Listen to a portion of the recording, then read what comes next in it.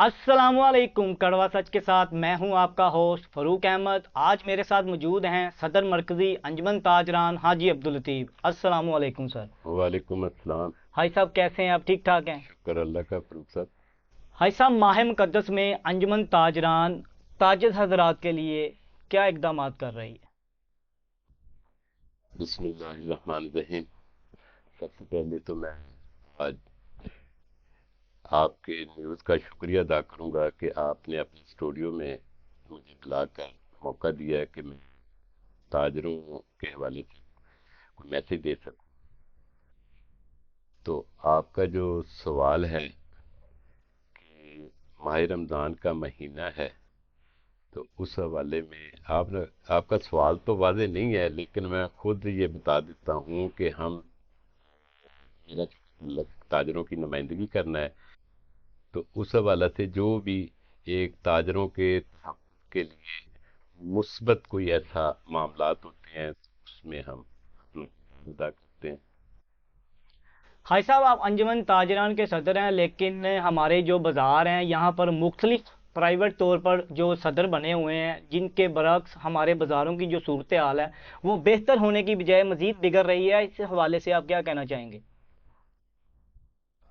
फरूक साहब, आपका सवाल जो है, मैं उसको मनफी असरात में नहीं लेकर जाऊंगा। मैं हर आदमी का हक है कि वो अपने ताजरों के हकूक़ के लिए रहनुमाई फरमाए। हमारा जो इधर ताजरों की तंजीमें होती हैं, ये सिविल सोसाइटी के साथ इसका तल्लुक होता है। इसका एक सरकारी नोटिफिकेशन नहीं होता। कोशिश हर आदमी करता है। आपके नोटिस में है कि मेरी तो सारी उम्र ताजरों की रहनुमाई के लिए गुजर गई है। मेरी कोशिश होती है, मैं ये नहीं कहता कि हमने बहुत बड़े काम किए हैं, बल्कि मैं कोशिश करता रहता हूँ कि जो भी हमारे गवर्नमेंट कोई भी हो, वफाक की तरफ से या पंजाब की तरफ से कोई ऐसे टैक्सीज का मामला होता है, तो हम कोशिश करते हैं कि आप अपने ताजरों की रहनुमाई करते हुए उसमें एक रोल अदा करते हैं। गवर्नमेंट से रिक्वेस्ट भी करते हैं कि ये जो आपका एक टैक्स लगाने का तरीकाकार है, वो नहीं ठीक है। अगर आप इसको मुस्बत तरीके से, क्योंकि हमें तो पहले ही गवर्नमेंट ने टैक्सों के मामलात में आप देख रहे हैं कि हम घर से बाहर निकलते हैं, आम फर्द अगर घर से बाहर निकलता है तो उसको टैक्स लगना शुरू हो जाता है हर मद में। वो ख्वाह किसी भी ए, खरीदो फरोख्त में हो, या ये कह लें कि हम अपने बिजनेस को भी करते हैं, हम पीछे से भी टैक्स देकर आते हैं, आगे लोगों से भी कोशिश की जाती है कि हम टैक्स को बेहतर करें, ताकि गवर्नमेंट ने जो हम पर पाबंदियां लगाई हुई हैं तो वो हमारा टैक्स अदा हो। अच्छा भाई साहब, बाज़ारों में जो मुख्तलिफ ट्रैक बनाए गए हैं जिससे बहुत ज़्यादा रश हो जाता था, लेकिन उसके बावजूद, ट्रैक बनने के बावजूद बाज़ारों में जो मोटरसाइकिल हैं या रिक्शा है, बड़ी गाड़ियां वैसे ही गुजर रही हैं।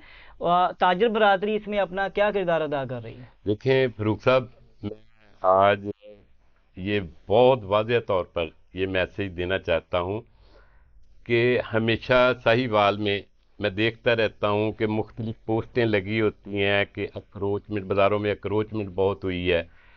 लेकिन आज तक किसी भी गवर्नमेंट ने, किसी भी अफसरान बाला ने इस बात पर गौर नहीं किया कि हमारे साहिवाल में एक तो पार्किंग का बहुत बड़ा मसला है कि हमने किसी भी ऐसी जगह पर पार्किंग का मौका नहीं दिया हुआ कि जहां पर एक स्टैंड, वो मोटरसाइकिलों की मद में हो, रिक्शा की मद में हो या कारों की मद में हो। अगर कस्टमर आता है तो हमें पार्किंग मैसर नहीं होती। फिर ये होता है कि कस्टमर जो है वो भी मोटरसाइकिलें और रिक्शों समेत बाज़ारों में घुस आते हैं।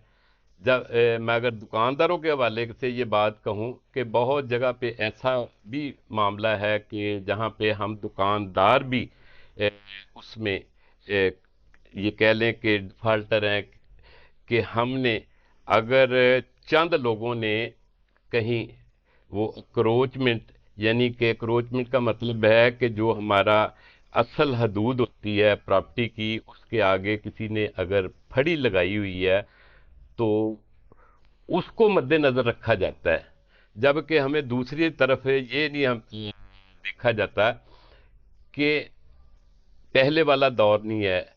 اب اگر کسی بھی دکان کا ایک مالک ہے تو وہ مالک کے پاس ایک موٹر سائیکل تو اس نے لے کر آنی ہے، اس نے اپنی شاپ کے باہر کھڑی کر لینی ہے۔ اگر اس کے پاس 2 یا 3 ملازم ہیں تو حقیقت یہ ہے کہ ایک ملازم کے پاس بھی اگر ایک موٹر سائیکل ہو تو اس نے بھی لا کر وہ شاپ کے آگے کھڑی کر لینی ہے۔ اب کسٹمر آتا ہے، کسٹمر 1 ہے، 2 ہے، 3 ہے، اس سب کے پاس موٹر سائیکلیں ہوتی ہیں۔ جب وہ موٹر سائیکلیں بھی شاپ کے آگے لگ جاتی ہیں تو وہ آمنے سامنے یہ دونوں اطراف پہ یہی معاملات چلتے ہیں تو وہ کروچمنٹ بن جاتی ہے۔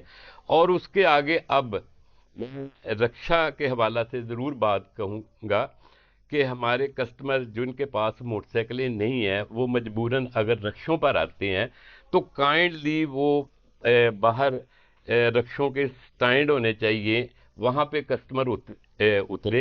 اور تھوڑا سا سفر ہے، ساہیوال بہت چھوٹا ایک چھوٹا شہر ہے، یہاں پہ لوگ ایک چوک سے دوسرے چوک تک پیدل بھی نہیں چلنا پسند کرتے۔ اگر وہ باہر اپنے سٹینڈ پر جہاں پہ رکشوں والوں کو گورنمنٹ کو چاہیے کہ سٹینڈ دیں اور پارکنگ دیں، وہ پارکنگ نہیں مل رہی ان کو، اگر وہ پارکنگ مل جائے تو رکشا ادھر پابند ہو جائے کہ وہ صرف اور صرف پارکنگ پر وہ کسٹمر کو یا سواری کو اتارے گا، سواری پیدل چل کے بازار میں آئے۔ جب سواری پیدل چلے گی تو یہ رکشوں کی جو بازاروں میں بھرمار ہوئی ہے وہ ختم ہو سکتی ہے۔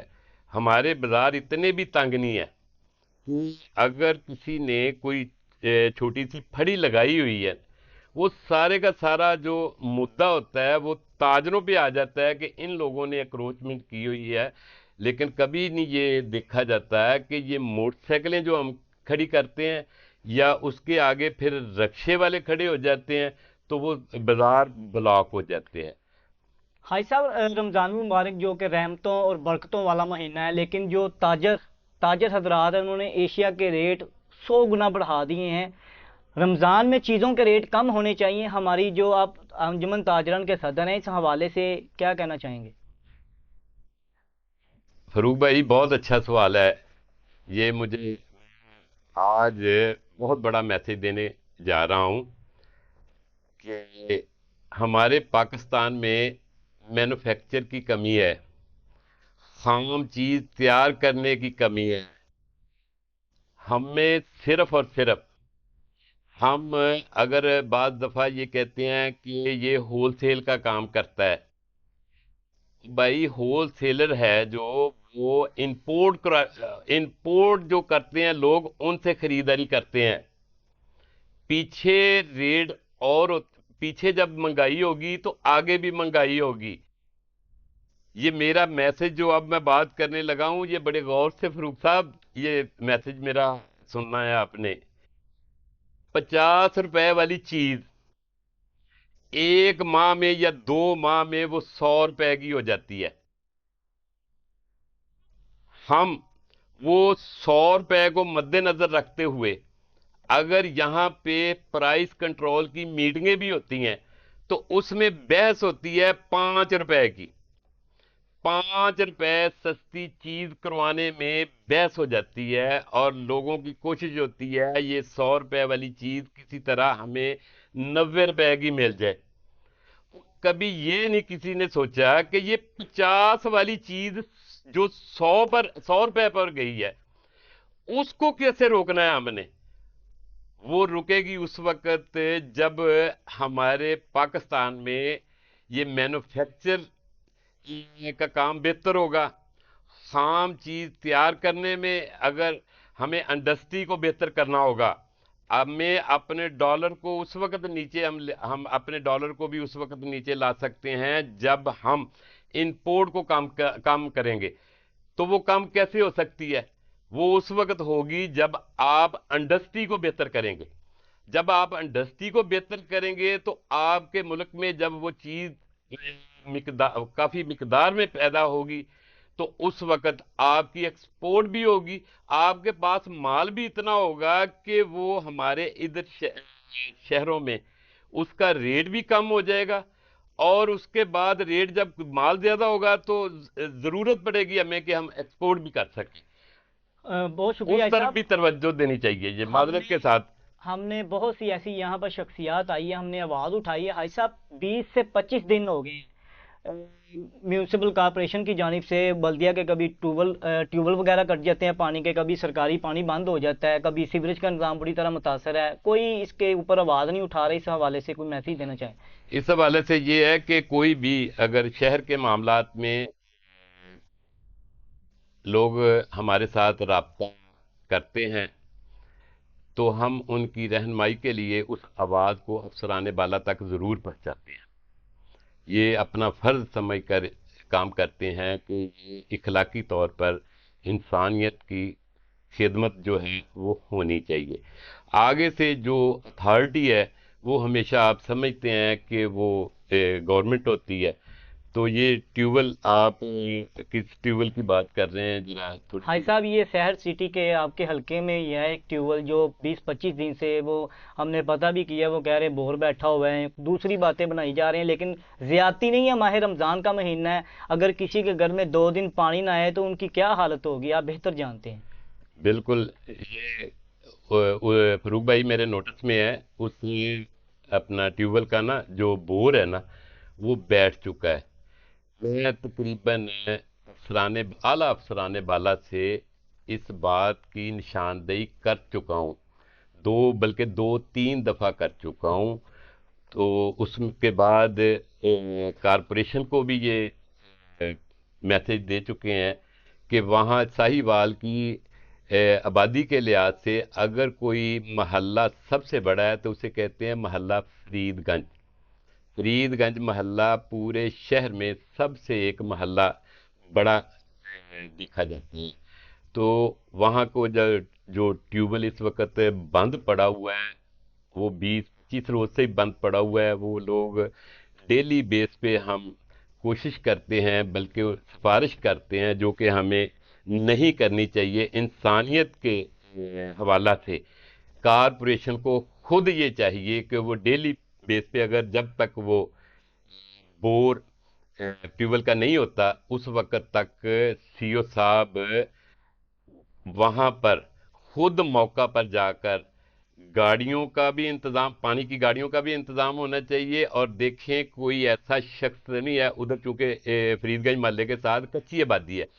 وہ لوگ جو پانی کی ٹربینیں ہوتی ہیں گھروں میں، کچھ بہت سارے گھر ایسے ہیں جو افورڈ نہیں کر سکتے.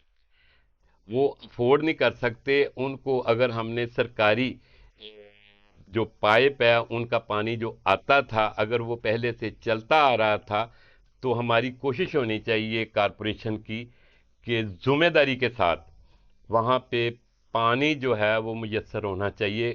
اور خاص طور پہ ان دنوں آپ رمضان شریف کا مہینہ ہے، بہت سارے ایسے افراد ہیں وہ کثرت سے ہمارے پاس آ رہے ہیں کہ ہمیں وقت پر پانی نہیں مل رہا، گاڑیاں نہیں وقت پر آ رہی.